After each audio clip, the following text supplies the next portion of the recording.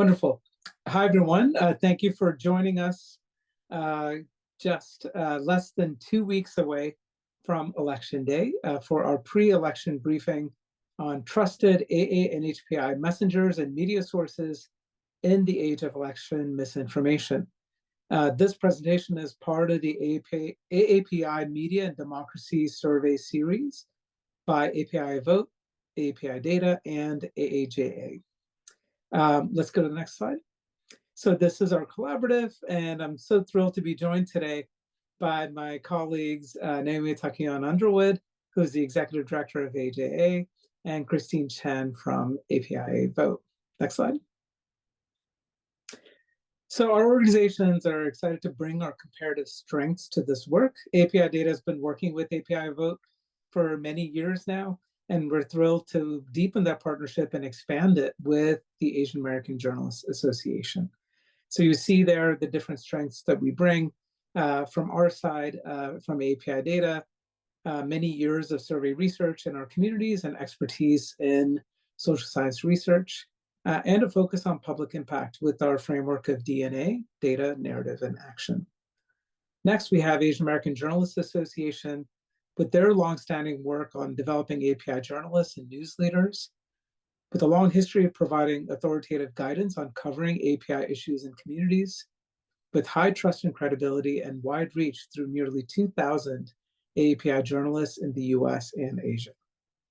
And then finally, APIAVote, which is a leading national nonpartisan nonprofit advancing civic engagement in our communities since 2007, with an established network of over 60 API organizations in 32 states, and with data-informed API policy advocacy and leadership, including their collaborations with us and others. Next slide. So why are we doing this? We're doing this to, first of all, ensure that Asian American and Pacific Islander communities are respected, that they're recognized, and that they're prioritized, not only by public agencies, but also private institutions like news media, those who invest in news media, and in American society more generally. We recognize that trusted news sources and trusted messengers play a critical role in strengthening democracy, especially in the context of growing misinformation and disinformation.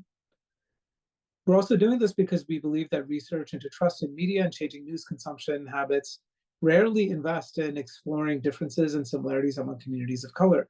And one of the exciting things about this project is that we not only look at AAPIs, but we also have comparisons to other communities of color. And then finally, without data, media and policymakers continue to operate on stereotypes and assumptions. And at worst, our communities are ignored or left out. So we're doing this to make sure that our communities are indeed visible, respected, recognized, and prioritized. And so with that, I will talk about the main findings in our survey. Next slide, please. So we have 3 surveys that are part of this Media and Democracy series. The first survey had questions that focused on news and trusted messengers, including how community members of different ages and backgrounds get news and information and what sources they trust. The second survey that we did included questions that focused on media and democracy. How well do various media do in terms of delivering information that are relevant to our democracy? And then finally, the third survey had questions that focused on misinformation and disinformation, as well as racial attitudes. While the largest proportion of respondents were APIs, all surveys included responses from other racial backgrounds. Next slide. And then finally, with this briefing, there are 2 additional surveys that got released in September. So those prior surveys were conducted earlier in the year, in January, I believe, and then February, and then in July. These 2 additional surveys were conducted in September of 2024. First is the API voter survey that we released a few weeks ago. And we want to emphasize, re-emphasize voter concerns about the election as we're so close to Election Day. And then finally, API Data and the Associated Press in NORC released a survey of adults just last week that had questions about candidate strengths on immigration and views on the Supreme Court. Today, we'll just talk about candidate strengths as it pertains to the election. And we want to leave plenty of time for Q&A as it comes through. So let's go to the next slide. All of these surveys are built on the Amplify AAPI panel, which is the largest, most representative public opinion panel of AANHPIs. It is built on linguistic outreach as well as culturally skilled outreach. And for more information, you can go to the Amplify API website to find out more about this important resource. Next slide. So key findings from the media and democracy surveys. 1, misinformation certainly exists in our community, but it appears to be less prevalent for AAPIs than for other racial groups. 2, trusted messengers on important life decisions include friends and family, academic experts, journalists, and community organizations. By contrast, celebrities and social media personalities score quite low as trusted messengers. When it comes to voting in elections, political parties, family and friends, and mainstream media are all seen as trusted messengers on voting decisions. News media makes a difference. 2 out of 3 respondents saying that media is very or critically important to the health of our democracy.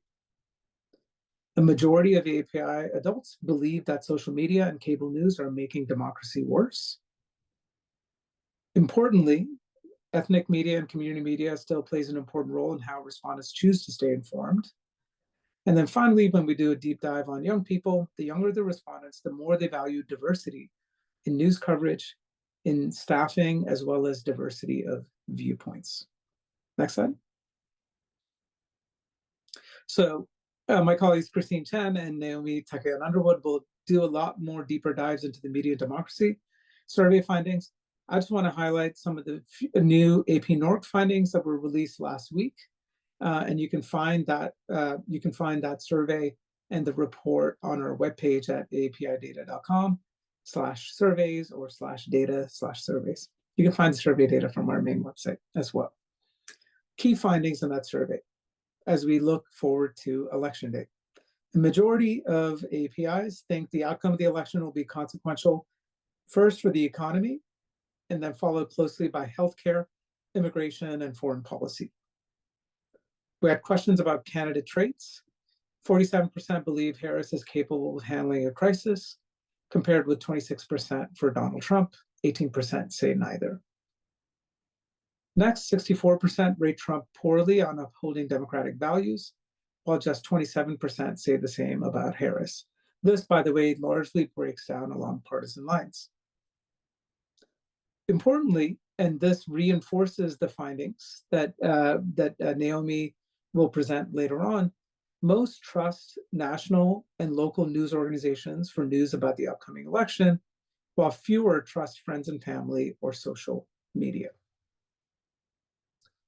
Finally, it was important to ask questions not just about immigration in general, but about legal immigration and various benefits and costs associated with both legal as well as illegal immigration. And what we find is that most AAPIs see legal immigration as having major benefits for economic growth and providing skilled labor in science and technology. So much higher for the AAPI population than for the general public.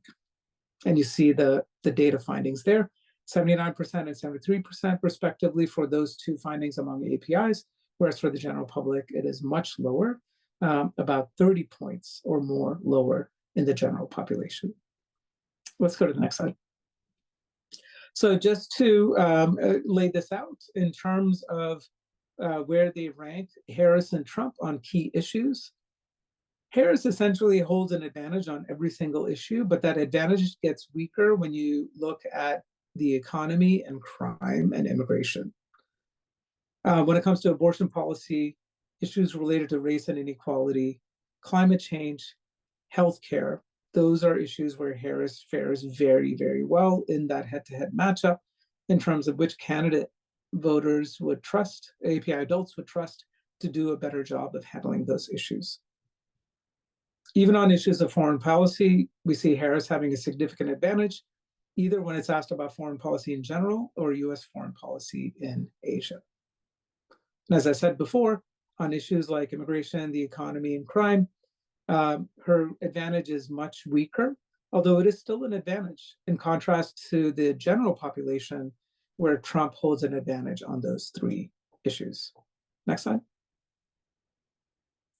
When it comes to key candidate traits, and these are the 4 traits that we surveyed people on, about caring about people like you, about being honest, about having the right vision for the country, and being capable of handling a crisis. On all of these issues, Harris fares does much better than Trump in terms of these candidate traits. Next slide. And then finally, in terms of how much confidence do you have in the information about the 2024 elections that you'd receive from the following, we see the highest level of confidence among national news organizations, followed by local news organizations, friends and family, and then finally social media at the bottom.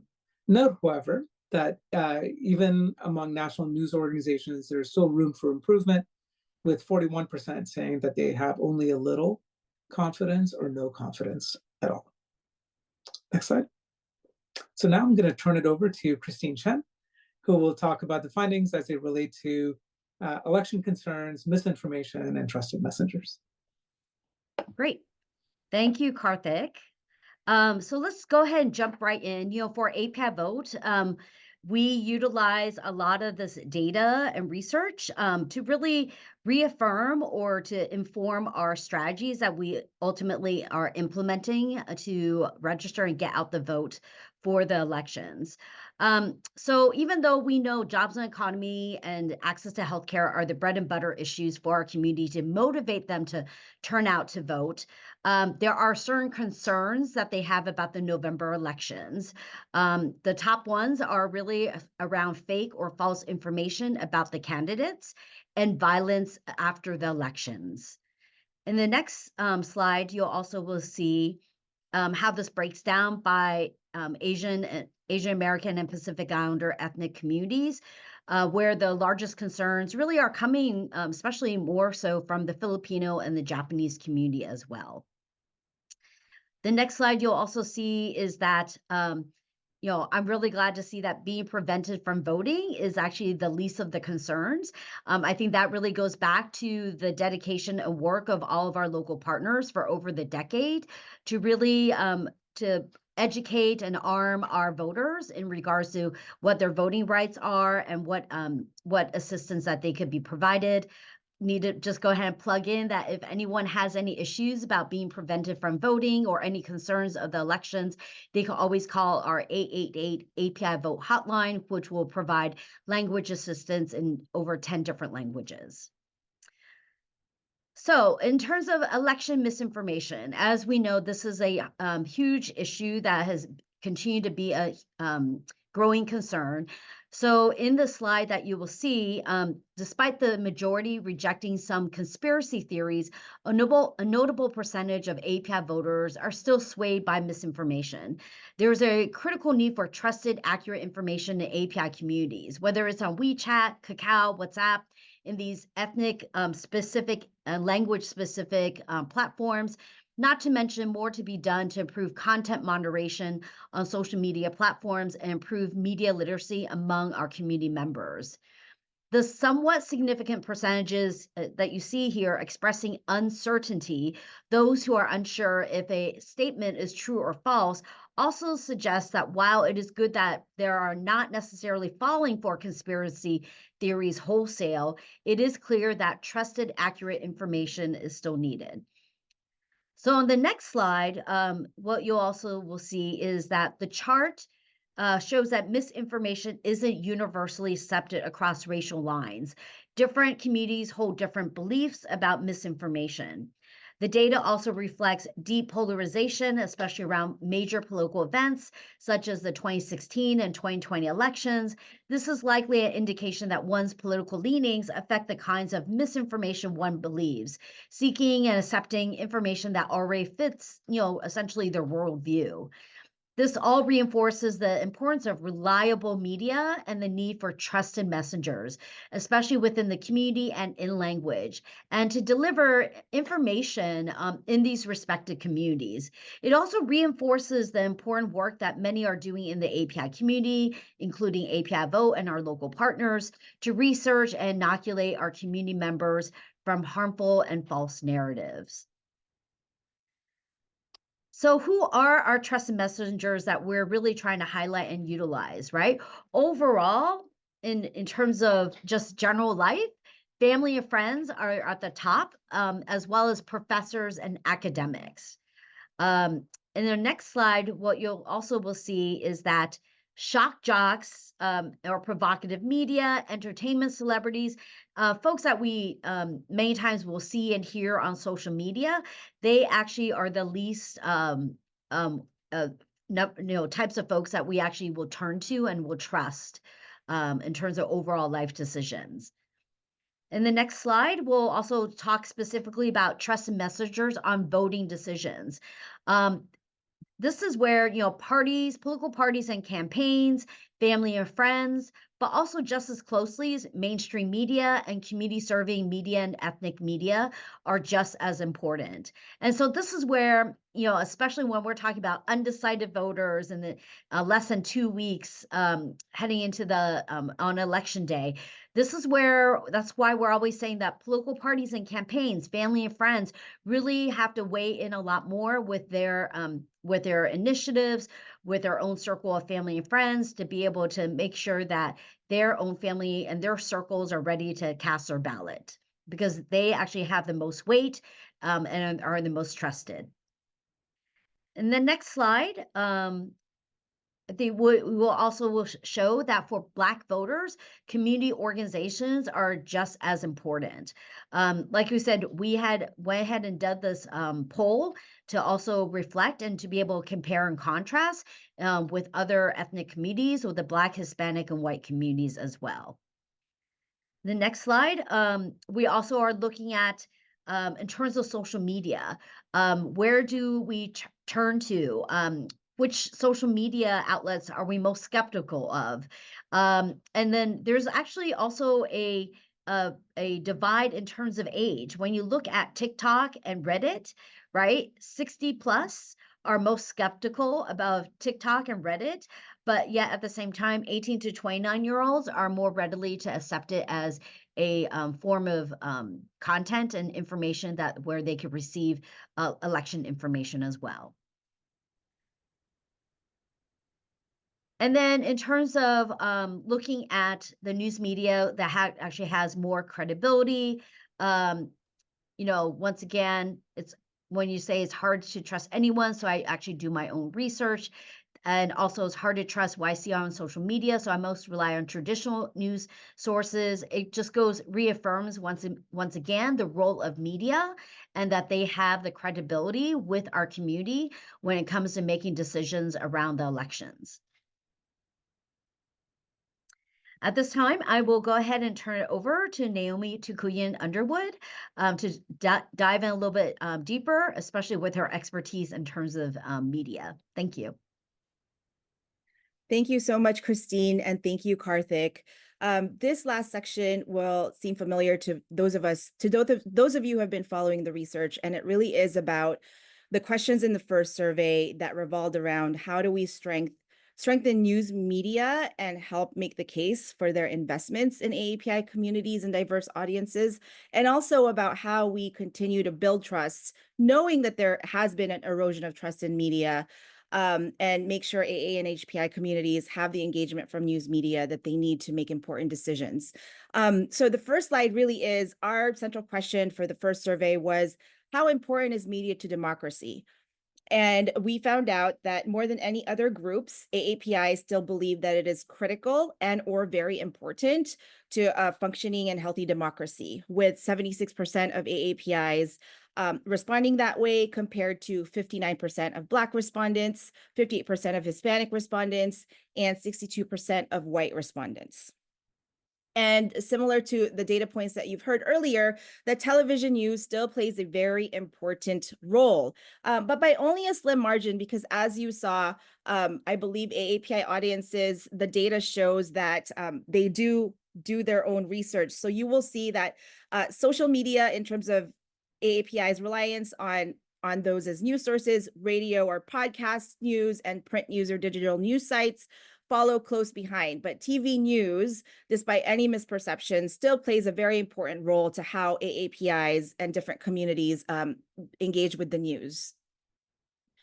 And as well, news media remain an important source of election-related news, and that includes respondents relying on news media for information on presidential elections, statewide elections, congressional elections, as well as local elections, where you see news media, actually the most reliance that AAPI audience have on news media is around presidential elections. Next slide.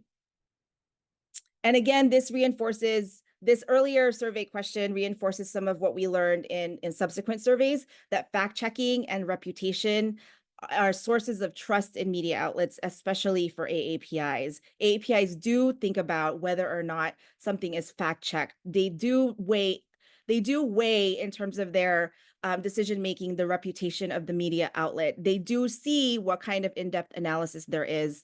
The journalists themselves are important, as well as, but at a much lower rate, recommendations from family and friends. And ethnic media, very much still an important source of all news.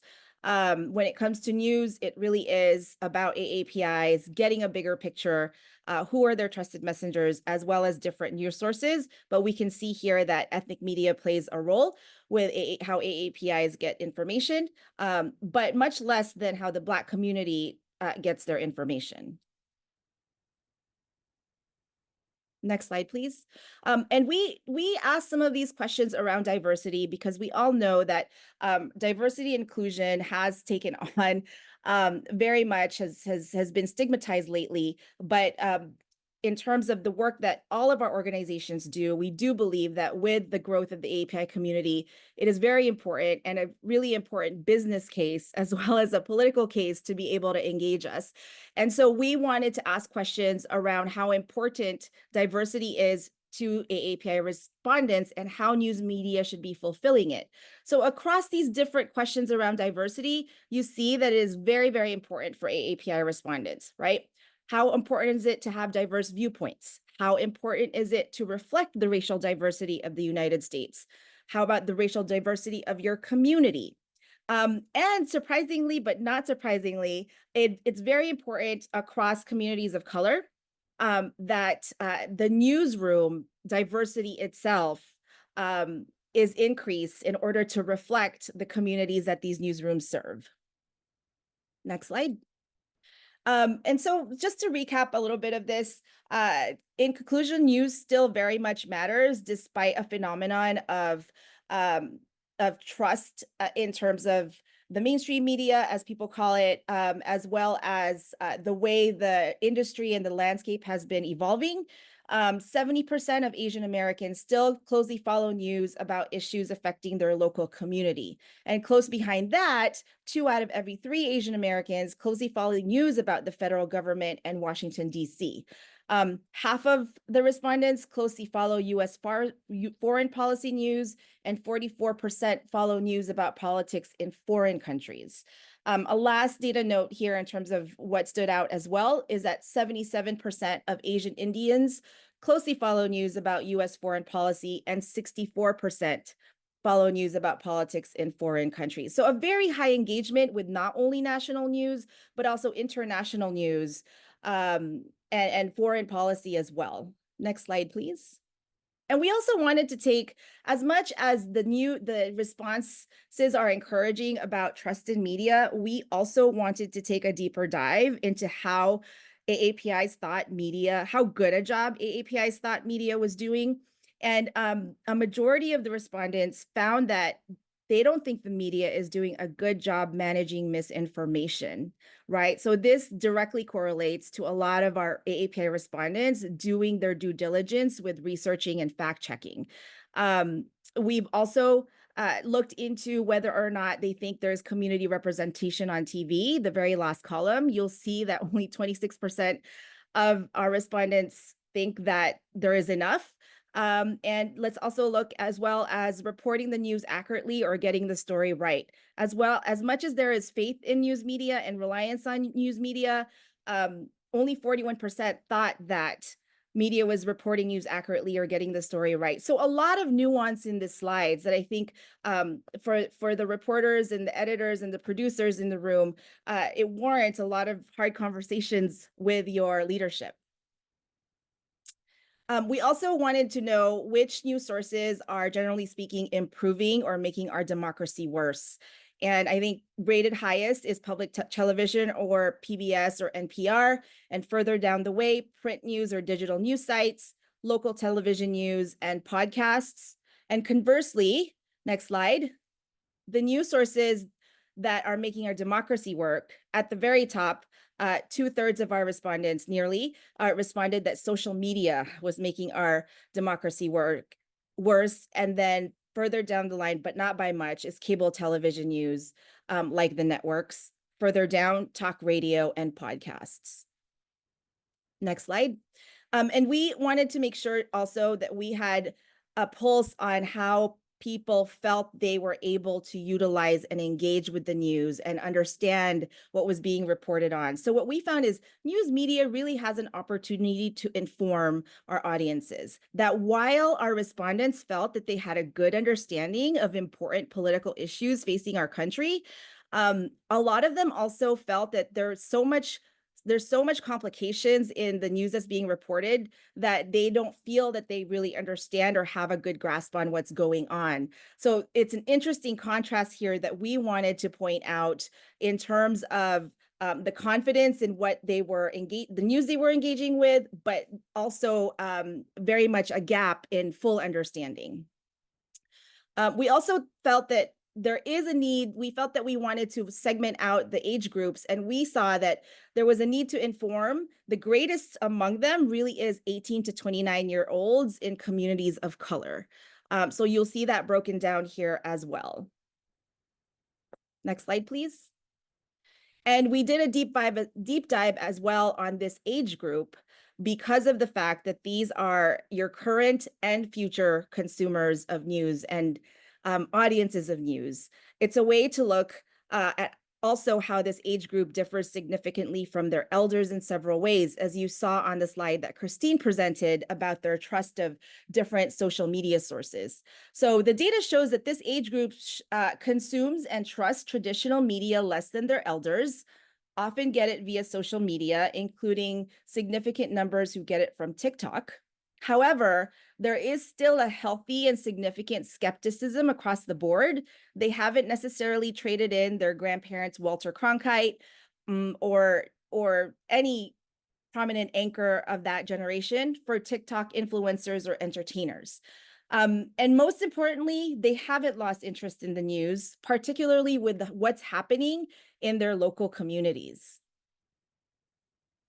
And just to recap too, and calls to action before we bring Karthik and Christine back into the presentation, is these surveys really show an opportunity for media to meet audiences where they are, even amid the erosion of trust that we've been talking about. That journalism needs to be accessible and explanatory, especially for those who want to pay attention but don't feel that they can understand the complexity of the issues.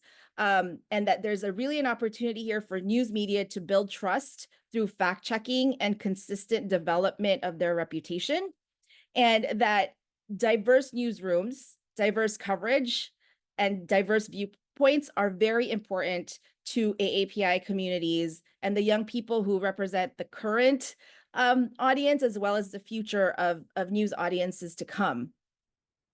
And I'm going to turn it back over. This is just a slide in terms of each organization's resources and what we bring to the table. For AAJA, we do have a resource, aajastudio.org, where we have a vetted group of experts on AAPI communities, language access, as well as various subject matter experts that newsrooms can rely on. and that you can also, as a community member and a leader and an expert, can apply to be part of. And we also definitely are active in bringing our journalism members together with AAPI community partners like APIAVote and others across the nation, in order to make sure that they're aware of the sources and the resource that they can be for each other. And with that, I'm going to turn it over to Christine and Karthik to talk about their work. Yeah, no, I think we're also just now open to there's some, at least people in the chat saying that they were intrigued by these findings. And certainly I think it'll be important to also have space to talk about APIAVote and the hotline, Christine, and the work that is underway with all the partners. People had asked about both the recording and the slide deck. It'll be shared on all of our respective websites, as you've come to expect them in the past. But I want to leave time for Christine to say a bit more about APIAVote and your state partners. Christine, as you know, the election has already started. Election day is already here. Yes, definitely. So we have partners in over 29 states. And right now we had 1.9 million households where we mailed out translated literature, really helping them make their plan to vote. I also added in the chat multilingual resources, everything from videos to graphics to the copies of our mailer that we encourage you to highlight and share with your networks. Just so that way, especially those who are limited English proficient, have the resources that they need to be able to make their plan to vote. And ultimately, if they need assistance, they could call the 888 API Vote hotline as well. So I just wanted to do really that major plug, because especially with less than 2 weeks, it really is, once again, us doing our job to making sure that everyone makes their plan to vote and is able to act on that as well. So while we're waiting for questions, one thing that I wanted to flag, especially, is we're seeing an uptick in misinformation and disinformation, not only connected to the election. We saw that with the hurricanes in the southern United States, in ways that they're really getting out of hand, where even FEMA officials are feeling under threat because of the kind of misinformation. It's important to see where our community stands, and these are some measures on that. I know, Christine, that APIAVote is, I don't know if you lead or are part of the misinformation, disinformation table that is actively monitoring this, but is there anything that you can share, especially on how this works in social media in our communities, right? Especially in language social media communities. Yeah, so essentially what we are seeing and monitoring, because we are working in a broader coalition with other civil rights organizations that are also monitoring mis and disinformation in other spaces. So we're comparing notes in terms of what is being seen. And, unfortunately, right now, the whole questioning about the types of voters, about those who are undocumented are voting, that continues to be a narrative that is driving and going through these different platforms, whether it's on WeChat in the Chinese community, Kakao for the Korean, WhatsApp for the Indian, South Asian communities. That is also being seen now as we get closer to the election cycle. There are narratives out there to casting doubt in terms of whether or not your early vote or if your mail-in ballots will be counted properly. So these are all narratives that we are trying to making sure that we are pushing out the correct information. If we're more proactive in terms of providing the correct information, hopefully when people are seeing this, they will pause a little bit and maybe hopefully think twice before they readily accept it or even share it with others, right? And so that's why the multilingual resources that I had placed in the chat room, we want you to take a look at that, help us amplify the correct narratives now, and don't wait until the other narrative is already taking hold. Yeah, one thing I'll add to that, even though we have this finding that, not a very high proportion are worried. I mean, when we asked it in September, in terms of threat of violence at the polls or not being unable to vote, it's a dynamic situation. And I would say, especially, the Asian American electorate is a largely foreign-born naturalized citizen electorate. And I think we should all be vigilant to these false claims. I mean, there have been scores of studies that show that the proportion of people who are voting when they're not eligible to vote is extremely small. And the problem of long lines and people being unable to vote is actually a much greater risk. But one of the things I worry about, and I hope we all can remain vigilant towards, is to ensuring the right of every Asian American, Native Hawaiian, Pacific Islander, as well as every American to vote. And especially given the perpetual foreigner stereotype, all of the anti-China rhetoric that is coursing around, I feel like this is something that we shouldn't take for granted and ensure that the voting rights of our communities are preserved. Now, I'm just going to look at the chat to see if there's any additional questions coming in. Okay, there's one question here. It says, I'm covering misinformation targeting Chinese Americans, and I wonder if you could elaborate on the recipients of misinformation.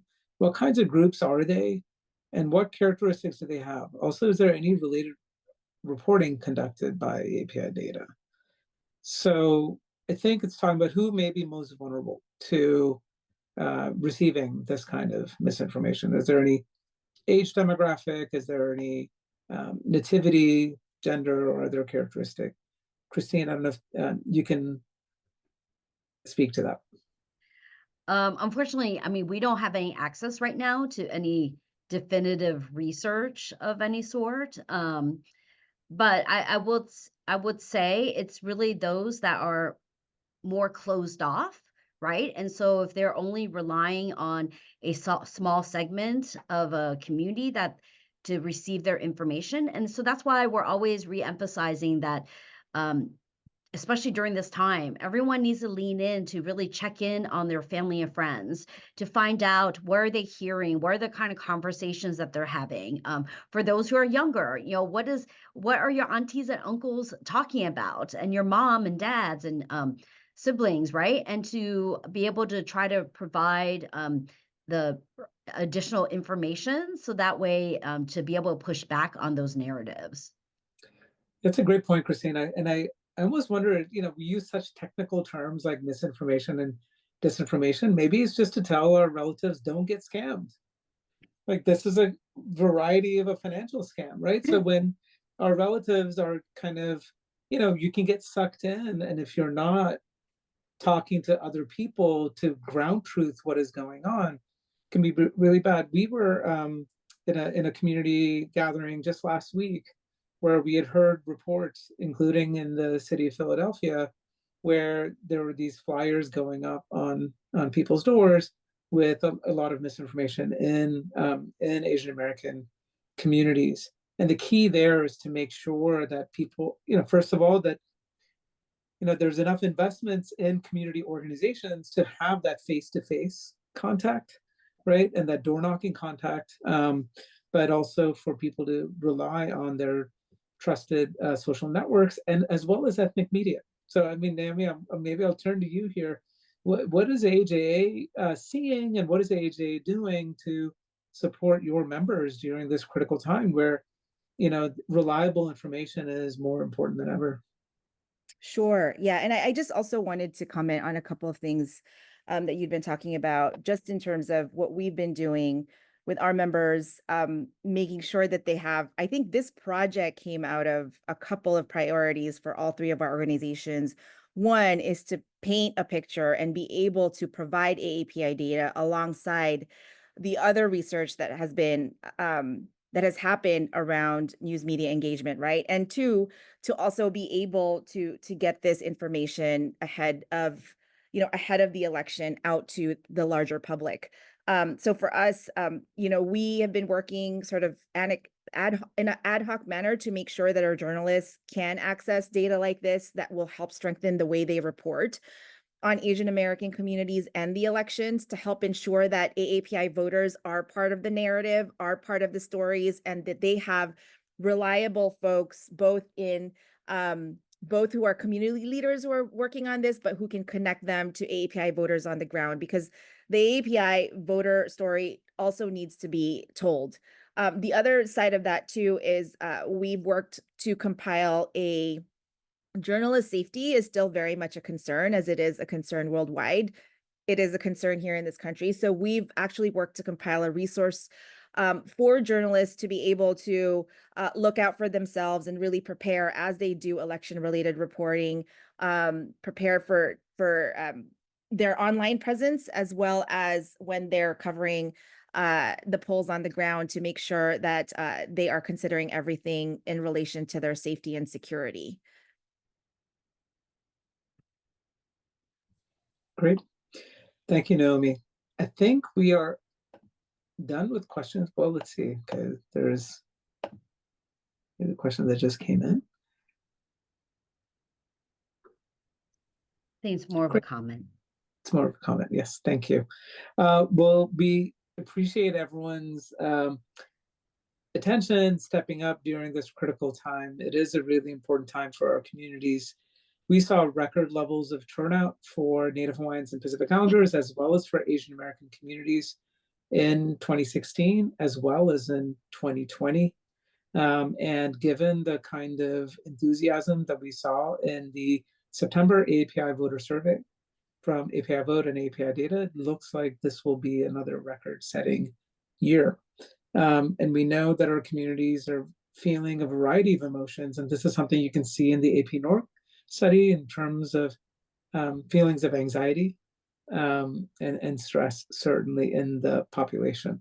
So I hope everyone is taking good care during this time. Yes, Naomi, go ahead. Actually, a couple of folks are very interested in specific examples of misinformation. Is my one sort of guidance to that for folks who are looking for specifics, even though we don't have the data on it, is really anecdotally what happens, to go back to Christine's point about checking in with friends and family. What's happening in social platforms that sort of are below the surface, right? What's happening in WeChat and WhatsApp? What kind of information is being shared there?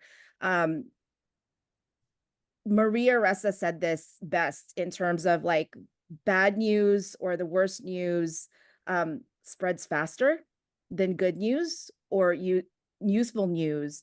So I would start, like, for the reporters who are looking to cover it, is I would start there, just in terms of how our communities and our voters, what are they using to keep in touch, and what's being shared on those platforms.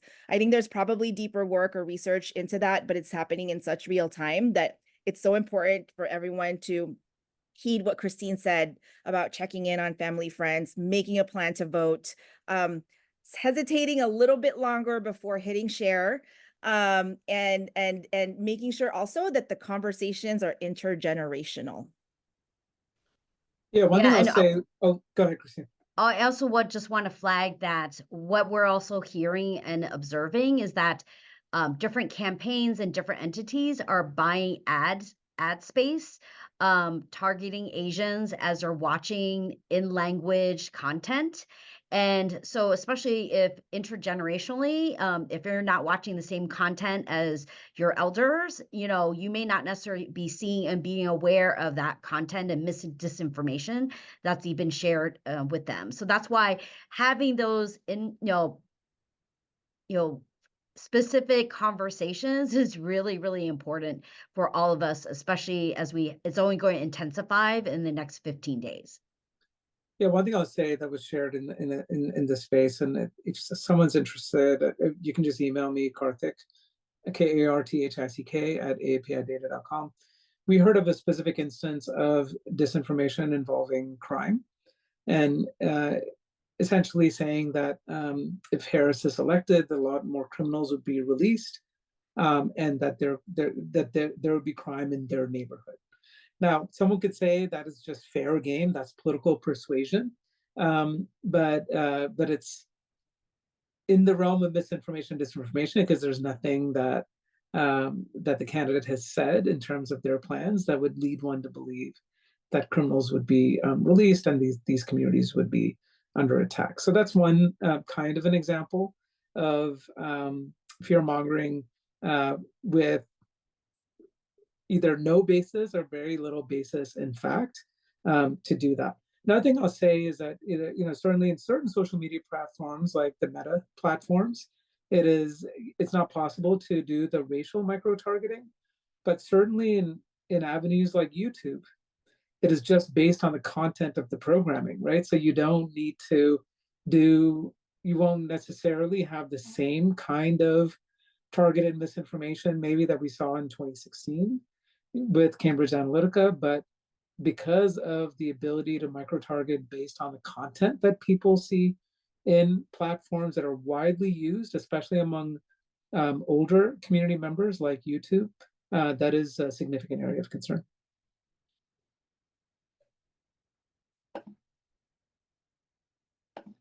Okay, so I think we are done with questions. Thank you all for joining us, and thank you to Naomi and Christine, not only for joining us today, but for this partnership.